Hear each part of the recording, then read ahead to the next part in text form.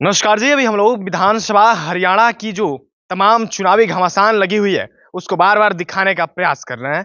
जिस प्रकार से हम प्रत्येक गांव में भ्रमण कर रहे हैं और इन गांवों के दौरान हम पाए रहे हैं कि जिस प्रकार हर गांव में किसी न किसी जाति और विशेष कास्ट वाइज का चौपाल या धर्मशाला बना हुआ है। ऐसे ही हम लोग अभी मीरपुर में है, जो कि ग्राम पंचायत मीरपुर आप देख सकते हैं लिखा हुआ है, उसी के वाल्मीकि चौपाल में है।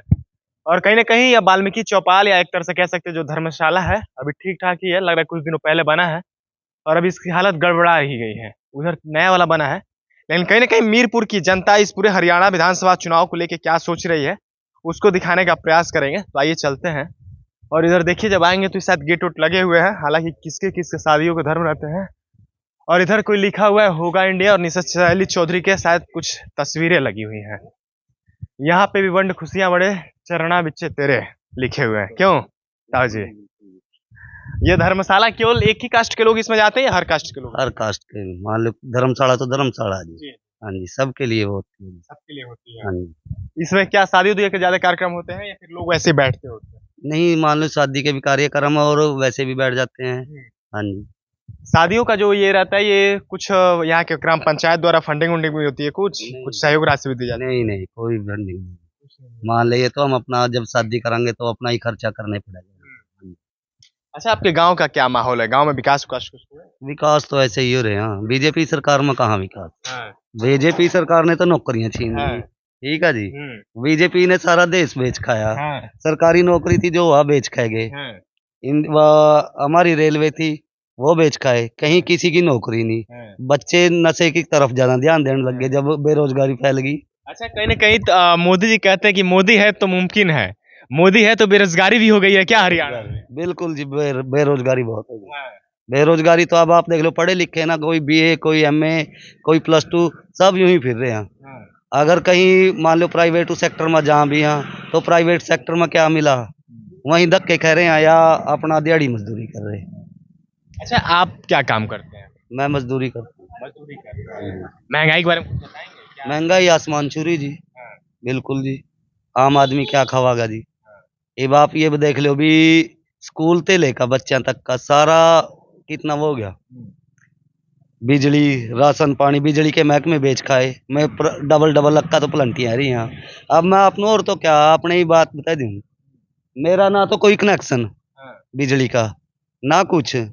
तो मेरी फैमिली आईडी में मेरी इनकम, जबकि मैं कल्ला कमाने वाला, हाँ। 2-3 बच्चे में पर 2 गुड़िया 1 लड़का, तो कल्ला कमाने वाला जी। मैं मेरी इनकम 7 लाख रुपए बने दी जी।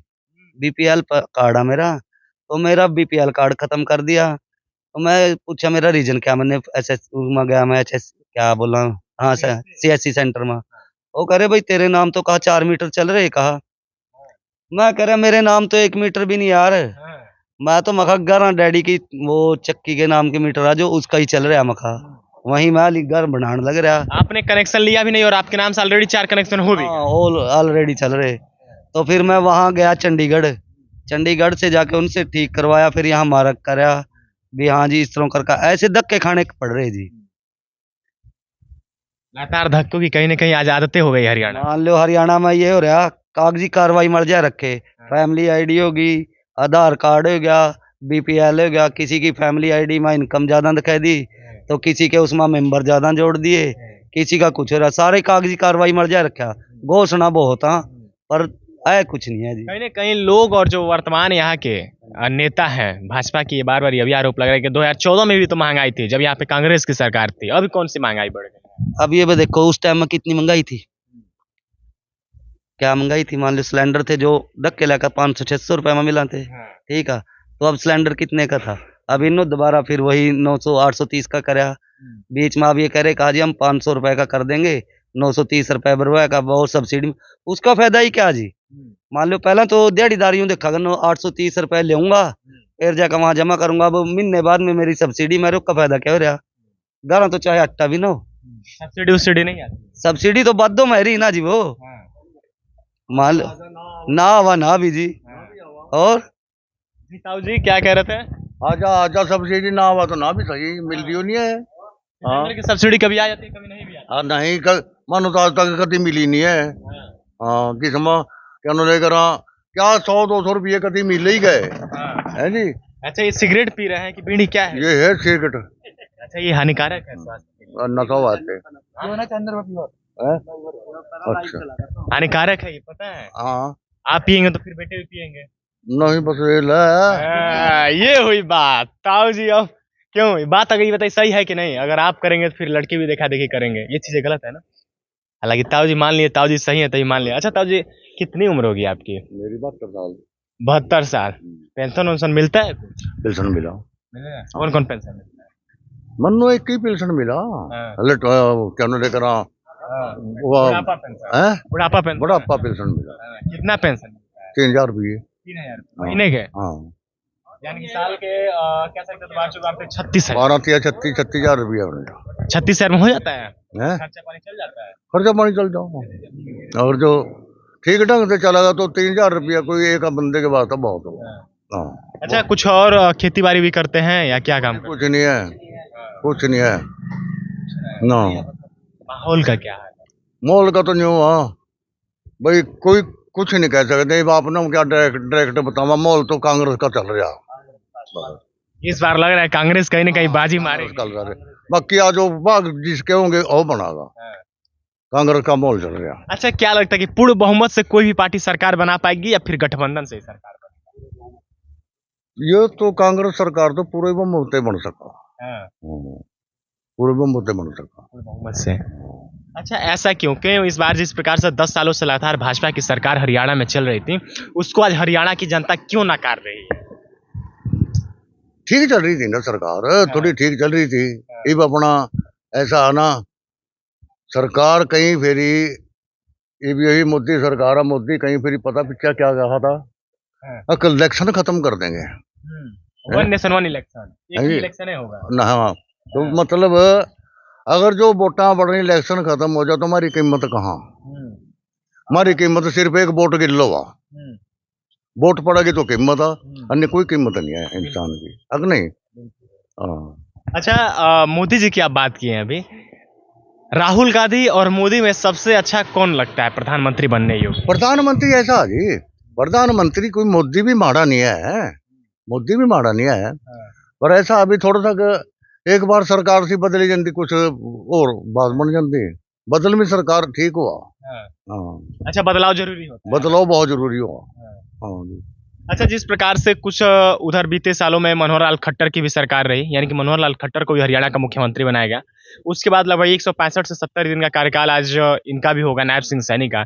इन दोनों के कार्यकाल में किसका कार्यकाल सही लगा? किसी का कोई से का भी नहीं लगा, कोई से का भी नहीं लगा। क्यों? हमारे पास एक बच्चा थोड़ा बहुत बीमार समार हो जो शहरनगर में चले जाओ, हॉस्पिटल में लेगा, गेल पड़ी रेफर कर देंगे, कहा चंडीगढ़ जाओ लेगा। तो कहीं फिर मांगा हॉस्पिटल में ना तो मशीना ना डॉक्टर। मान लो कोई भी बीमारी हो तो अम्बाड़ा या चंडीगढ़ वहां जाकर देखेंगे। मान लो भीड़ में वहां बच्चे इतना, हमारे पास खुद हमारा पोता था जी, जो कोई हॉस्पिटल नहीं है यहाँ, कोई सुविधाएं नहीं? कोई सुविधा नहीं है जी हॉस्पिटल में है जी। मान लो या तो बुखार चेक करा या दवाई वैसी दे देंगे। कोई अगर मान लो किसी का जख्म या कुछ हो गया तो सीधा पीजीआई या अम्बाड़ा रेफर कराएंगे जी। ये भी अब बताओ, इतना बड़ा हॉस्पिटल खोल रखा है यहाँ, ना तो उसमें डॉक्टर की वो सुविधा और ना उसकी मशीनरी की सुविधा। बताओ, हॉस्पिटल तो हालांकि बनना चाहिए इनका। जैसा कि क्यों ताऊ जी, सही बात है, हॉस्पिटल कोई कुछ नहीं है यहाँ पे। हॉस्पिटल है यहाँ, हॉस्पिटल तो बेचारा तकड़ा जो, अगर डॉक्टर नहीं हो उसमें मशीन नहीं है, मशीन कुछ है, ये नहीं है तो केवल ढांचे बना रखे हैं क्या? तो यार बुखार में हो रहे थे, रेफर करते हैं चंडीगढ़ ले जाओ, अम्बाड़ा ले जाओ। है बुखार में रेफर कर देते हैं? बुखार में भी है।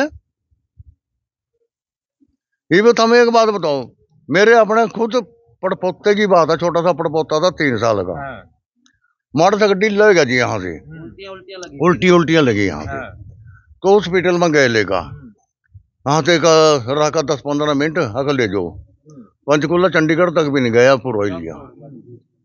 दम तोड़ दिया। तो यहाँ कौन सा डॉक्टर है बताइए? कितनी माड़ी बात है जी। तो यहाँ तो इन्हें कह दिया जी पीजीआई ले जाओ उसको, उल्टियां में, बच्चा छोटा जी, नॉर्मल उल्टी हो। हाँ जी। तो इन्होंने कहा जी इसको वहाँ ले जाओ, उसमें हॉस्पिटल में चंडीगढ़, वहाँ ले गए जी उसको, तो जंदे पंचकुला ही दम तोड़ गया। अब बताओ क्या करा जी सरकार का, ऐसी सरकार का जी। खुद मैं अपनी बेटा बात- मेरे भाई का लड़का भाई का पोता, हाँ जी। हालांकि कभी कभी हम लोग चुनाव कवरेज के दौरान कुछ घटनाएं ऐसी सुनने को आ जाती हैं जो कहीं ना कहीं स्वयं यहाँ की वर्तमान सरकार पे भी सवाल खड़ा कर देती हैं। और यह सवाल आम जनमानस और जनहित के मुद्दे होते तो समझ में आता है। ऐसे मुद्दे जो आदमी की बेसिक जरूरतें होती हैं, कहीं ना कहीं आदमी को कुछ चाहिए या ना चाहिए, लेकिन शिक्षा और स्वास्थ्य सबसे जरूरी होता है। लेकिन अगर व्यक्ति को सरकार के द्वारा शिक्षा और स्वास्थ्य ही सही से न मिल पाए तो फिर उस सरकार का बनाने का जनता को क्या फायदा। यही बात है जी। अब आपको मैं बताऊं जी, 2018 में ग्रुप डी की सिलेक्शन हुई थी, मेरी सिलेक्शन होगी जी। एक्स सर्विसमैन मेरे पिताजी थे मान लो, तो मैं डिपेंडेंट का कार्ड भी लगा रखा वहाँ। पहले मेरे कुरुक्षेत्र चेक हुए कागज, फिर फतेहाबाद चेक हुए, इसार चेक हुए, इसार मेरा मेडिकल होया, फतेहाबाद होया, तो इसार मेरी ड्यूटी ज्वाइन कर दी जी। एक दिन मेरे पास था हाजिरी में रजिस्टर लगा दिया जी वहाँ, बोले आपकी आज से हाजिरी चालू हुआ। उससे नेक्स्ट डे ही मुझे बोला गया अभी आपके कागज ठीक नहीं है, आप इनको ठीक कराओ। तो मैं उन्होंने वहाँ से गेल वापस भेज दिया जी। मान लो एक दिन की हाजिरी लगवाया का मेरी। अब आप देख लो सरकारी कितनी घोटाले हो रहे। तो मैं यहाँ HSC बोर्ड में जाकर धक्के खाए 1 महीना, तो इन्होंने भी ये बोल दिया कि अब आपकी ठीक नहीं होगी। क्यों ठीक नहीं होगी, नहीं पूछना? तो मैंने यही पूछा, आप बोलो क्या वो है, कहा आपस में वो बना दिए इसमें एक्स सर्विसमैन। तो मान लो जब चेक हो रहे वो वहाँ से पहले कुरुक्षेत्र चेक हुए, फिर फतेहाबाद, फिर इसार मेरा मेडिकल करवा के मुझे ड्यूटी ज्वाइन कर दिया, तो मुझे तभी बोल देते नहीं हो पाया। और नहीं हो पाएगा।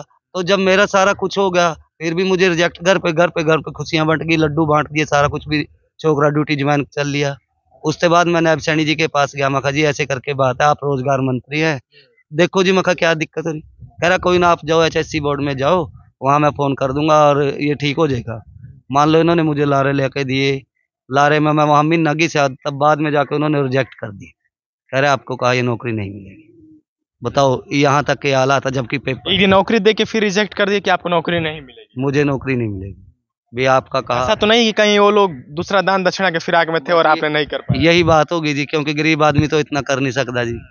तो मान लो मैं यूं ही का यूं ही बैठा, दोबारा दिहाड़ी मजदूरी करने बैठा, जबकि मेरे पास 3 बच्चे हैं, 2 गुड़िया, बड़ी गुड़िया मेरी PGI से दवाई चल रही है, ट्रीटमेंट हो रहा है उसका। तो मान लो स्थिति ऐसी हो रहा, बीजेपी ने जमी कंगाल करके छोड़ रखे जी, आज का रोजगार खोज लिया जी। कहीं ना कहीं ये बड़े भाई साहब थे जिनको एक दिन के लिए ड्यूटी भी मिलती है और उसके बाद शायद दान दक्षिणा के अभाव में इनकी ड्यूटी को रद्द भी कर दिया जाता है। सरकारी नौकरी तो मिलती है लेकिन उस नौकरी के बाद यह कह दिया जाता है कि जो आपके पेपर और कागजात हैं वो रद्द हो गए हैं। क्यों भाई साहब, सही करेंगे ये सब? ठीक है, ठीक करें। आप ठीक हैं? हाँ जी, कहाँ घर पड़ेगा? यही है चाचा जी। अच्छा, यही घर पड़ेगा। क्या माहौल लग रहा है इस बार हरियाणा में? हरियाणा का तो कांग्रेस का माहौल एकदम। अरे आज रैली है, रैली में नहीं गए क्या? रैली अपने घर की डेढ़ी मजदूरी रैली कौन आ रहे हैं आज? आज तो ये राहुल गांधी आ रहे हैं। राहुल गांधी आ रहे हैं। क्या लग रहा है, राहुल गांधी आ रहे हैं तो कुछ सौगात देंगे इसको आपके गांव के लोगों को? बस क्या देंगे भाई, यही अभी वोट मांगना है, वोट दे देंगे अगले। ताऊ जी एक और है, इनसे भी थोड़ा जान लेते हैं। क्यों ताऊ जी, क्या माहौल है इस बार? माहौल तो चल रहा है अभी। इधर देखिए, कैमरा इधर है। हाँ, ठीक है माहौल तो। माहौल ठीक है। और आपका तबीयत? तबीयत दिल्ली है। दिल्ली रहते हैं आप?